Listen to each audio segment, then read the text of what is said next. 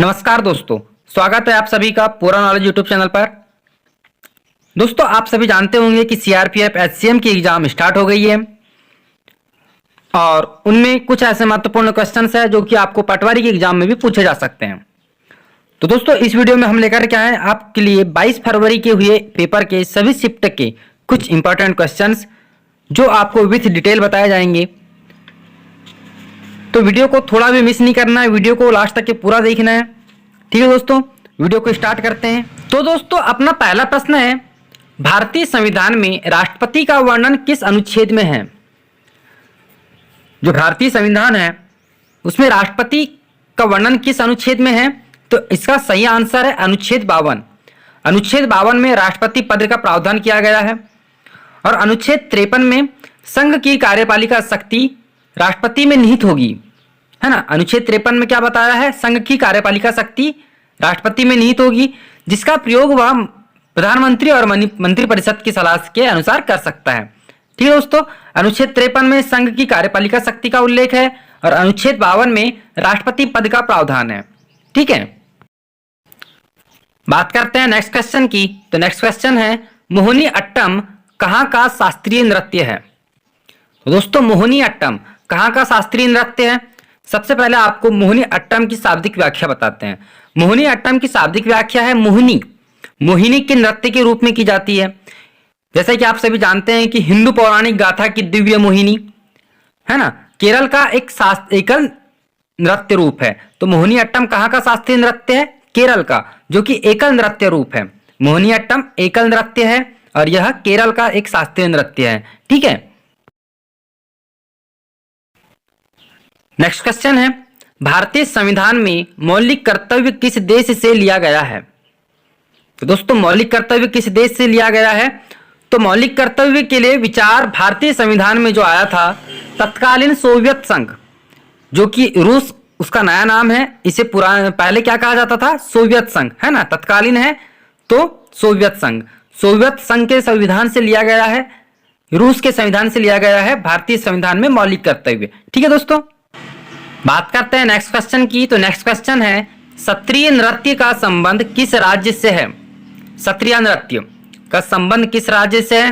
तो दोस्तों, इसका आंसर है कि सत्रीय नृत्य, आपको बता दें कि सत्रीय नृत्य जो है वह 8 मुख्य भारतीय शास्त्रीय नृत्य परंपराओं में से एक है। जो कि भारत की 8 मुख्य शास्त्रीय नृत्य की परंपरा है, उसमें से एक है सत्रीय नृत्य, है ना। तो यह नृत्य है असम का, यह नृत्य असम का शास्त्रीय नृत्य है और वर्ष 2000 में इस नृत्य को भारत के 8 शास्त्रीय नृत्यों में सम्मिलित किया गया है ना। तो शास्त्रीय नृत्य जो है भारत के जो मुख्य रूप से 8 शास्त्रीय नृत्य है, उसका 8वां शास्त्रीय नृत्य कौन सा है? शास्त्रीय नृत्य। और यह किस राज्य से है? तो असम राज्य का शास्त्रीय नृत्य है। ठीक है, नेक्स्ट क्वेश्चन है, सिंगालीला राष्ट्रीय उद्यान कहाँ स्थित है? तो दोस्तों, सिंगालीला राष्ट्रीय उद्यान, इसका आंसर है कि सिंगालीला राष्ट्रीय उद्यान भारत के पश्चिम बंगाल राज्य के दार्जिलिंग जिले में एक राष्ट्रीय उद्यान है ना। सिंगालीला राष्ट्रीय उद्यान कहाँ पर है?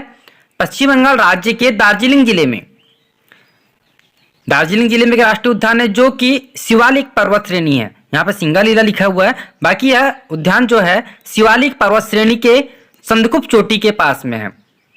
और दोस्तों, शिवालिक पर्वतमाला को या पर्वत श्रेणी को लघु हिमालय भी कहा जाता है और इसकी जो हाइट है 2134 मीटर, 6000 कुछ वर्ग फुट में आती है इसकी हाइट, जो कि मीटर में है 2134 मीटर। और शिवालिक पर्वतमाला को एक प्रकार से लघु हिमालय भी कहा जाता है और सिंगालीला राष्ट्रीय उद्यान संदकूफ चोटी के पास में दार्जिलिंग जिले में स्थित है।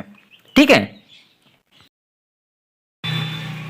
नेक्स्ट क्वेश्चन है, अविनाश साबले किस खेल से संबंधित है या अविनाश साबले का संबंध किस खेल से है?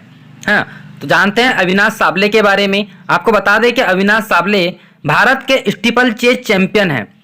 तो दोस्तों, भारत के इस स्टीपल चेज की कहानी जो होती है, 2015 में दौड़ को एक खेल के रूप में शुरू करने के बाद भारतीय सेना के इस जवान ने राष्ट्रीय रिकॉर्ड को तोड़ा था।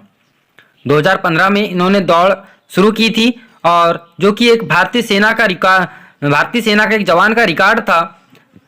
तो इस भारतीय सेना के रिकॉर्ड ने इस राष्ट्रीय रिकॉर्ड को तोड़ा और कुछ साल पहले ट्रैक पर उतरने के बाद स्टीपल चेजर अविनाश साबले ने इस पीढ़ी के भारत के प्रमुख लंबी दूरी के धावक के रूप में खुद को तेजी से स्थापित किया? तो इसका डायरेक्टली क्या आंसर होगा? अविनाश साबले का संबंध किस खेल से है? तो अविनाश साबले का संबंध है रेस से, जो कि बहुत लंबी दूरी के धावक थे।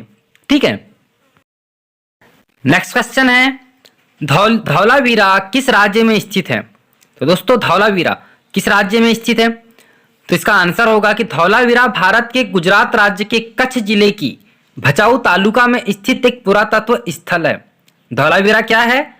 एक पुरातत्व स्थल है जो कि गुजरात राज्य के कच्छ जिले की भचाऊ तालुका में स्थित है ना। इसका नाम यहाँ से 1 किलोमीटर दक्षिण में स्थित ग्राम पर पड़ा है, जो कि राधनपुर से 165 किलोमीटर दूर है।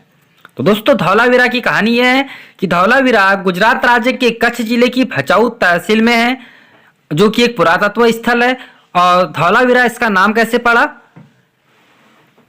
एक गांव है यहाँ पर, एक दक्षिण में स्थित एक गांव है जो कि राधनपुर से 165 किलोमीटर की दूरी पर स्थित है। उस गांव के नाम पर इस पुरातत्व स्थल का नाम धौलावीरा पड़ा है।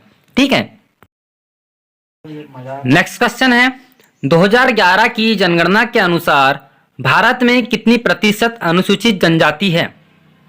2011 में जो जनगणना हुई थी उसके अनुसार भारत में कुल कितने प्रतिशत, कुल जनसंख्या का कितने प्रतिशत अनुसूचित जनजाति है? तो दोस्तों इसका आंसर है 2011 की जनगणना के अनुसार भारत में अनुसूचित जनजातियों की संख्या जो है वह है 10,42,81,034 है ना। कितनी है?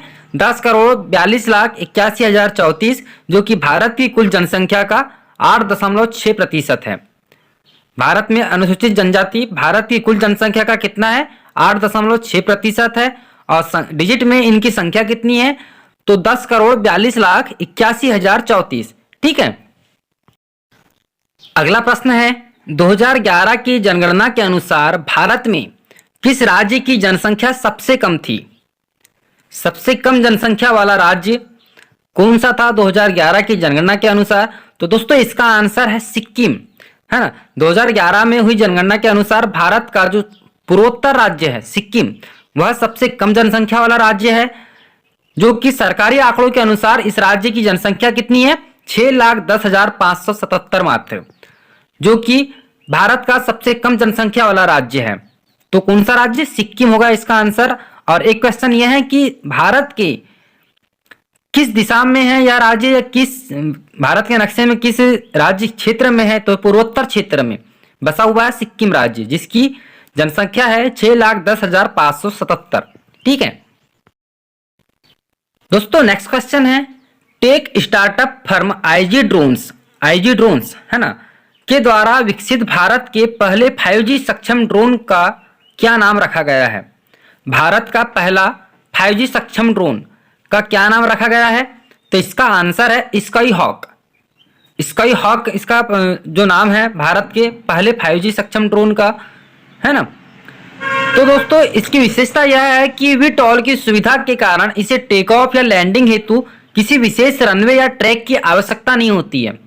इस ड्रोन को स्काई हॉक का नाम दिया गया है, जिसका उपयोग रक्षा और चिकित्सा अनुप्रयोगों के अलावा अन्य क्षेत्रों में भी किया जा सकता है।